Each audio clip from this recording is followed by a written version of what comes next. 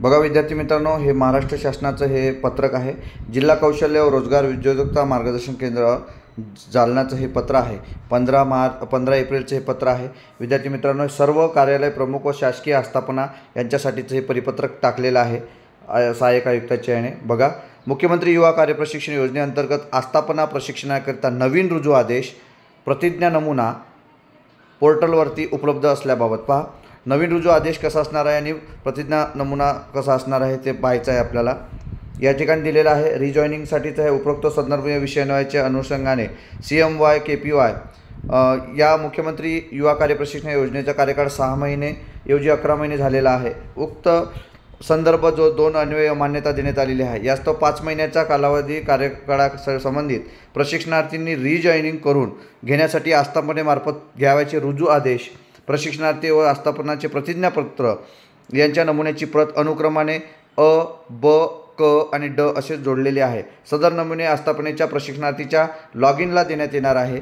तसेच रिजॉईनिंगचा टॅबसुद्धा देखील आस्थापनेच्या लॉग इनला देणार आहे. ज्या आस्थापनेत तुम्ही असणार आहे त्या आस्थापनेच्या लॉग इनला हे रिजॉईनिंगचा टॅब देणार आहे. आणि हे जे प्रपत्र आहेत हे खाली दिलेले आहेत, अ, ब, क, ड च्या याने दिलेले आहेत. लक्षात घ्या विद्यार्थी मित्रांनो, मी तुम्हाला ते दाखवणार आहे.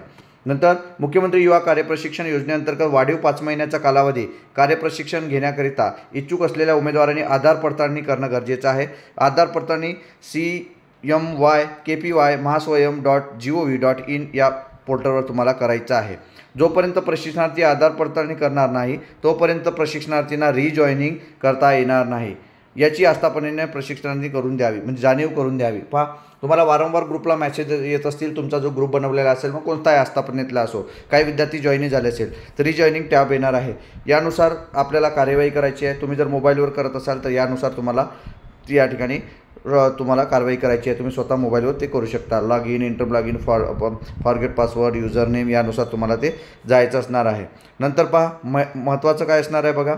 दिनांक 30 मार्च 2025 पूर्वी ज्या प्रशिक्षणार्थींचा 6 महिन्याचा प्रशिक्षणार्थी कालावधी संपुष्टात आलेला आहे, कधी आधी 30 मार्च आधी, अशा प्रशिक्षणार्थींना पुन्हा रुजू करून घेण्याकरिता संबंधित आस्थापनेच्या लॉग इनला रिजॉईनिंग या टॅब सदरील प्रशिक्षणार्थींना आपण आपल्या स्तरावरून रिजॉईनिंग करून घ्यावे. ज्या दिनांकापासून संबंधित प्रशिक्षणार्थी रिजॉईनिंग झालेले आहे त्या दिनांकापासून पुढील 5 महिन्याकरिता सदर प्रशिक्षणार्थीचा कार्यकाल असेल याची सर्व आस्थापनेने नोंद घ्यावी. त्याचप्रमाणे जोडलेले प्रपत्र संबंधित आस्थापनेने उमेदवार रुजू झाल्याच्या 15 दिवसाच्या आत कार्यालयात जमा करावे. पहा, जे प्रपत्र दिलेले आहेत ते तुम्हाला जॉईन झाल्यानंतर रुजू म्हणजे त्या ठिकाणी जमा करायचे आहेत. पहा, अप्रूव्हलसुद्धा केलं जाणार. पहा, अन्यथा रिजॉईनिंग अप्रूव्हल देण्यात येणार नाही. जर तुम्ही ते जमा करणार नाही तर तुम्हाला अप्रूव्हलसुद्धा दिलं जाणार नाही. बघा, खाली प्रपत्र दिलेले आहेत. बघा, मुख्यमंत्री हे आस्थापना CMYचं हे आपल्याला 15 तारखेचं हे दूरध्वनीच्या याचं हे दिलेलं आहे.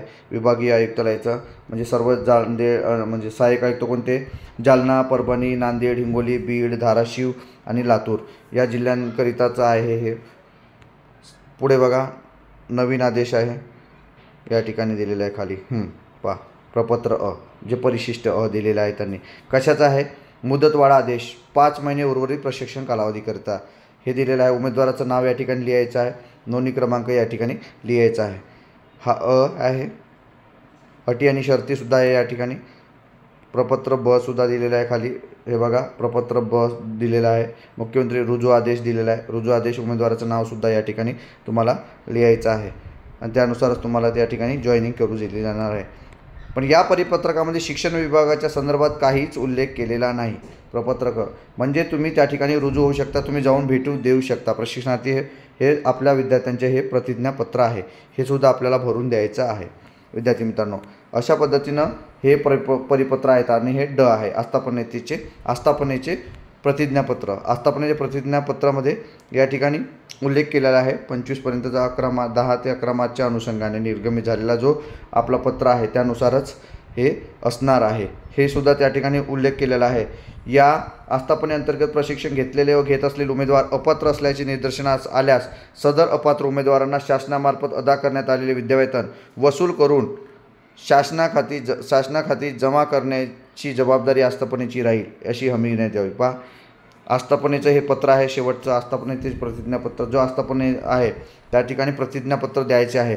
जर एखादा तुम्ही जर खोटं काम करत असाल तर तुम्हाला ते पैसे परत करावे लागेल. जसं आता मधात उघडकीस आलेलं होतं की कितीतरी विद्यार्थ्यांनी खोटे डॉक्युमेंट देऊन या ठिकाणी पत्र हे दिलेलं, सहाय्यक आयुक्ताच्या माध्यमातूनही दुसऱ्याला ते वेतन मानधन पाठवलं जात होतं.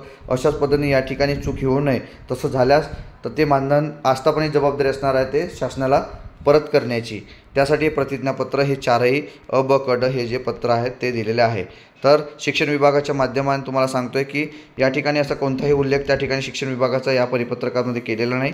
हे आपल्यासाठी आलेले हे नवीन पत्र आहे विद्यार्थी मित्रांनो.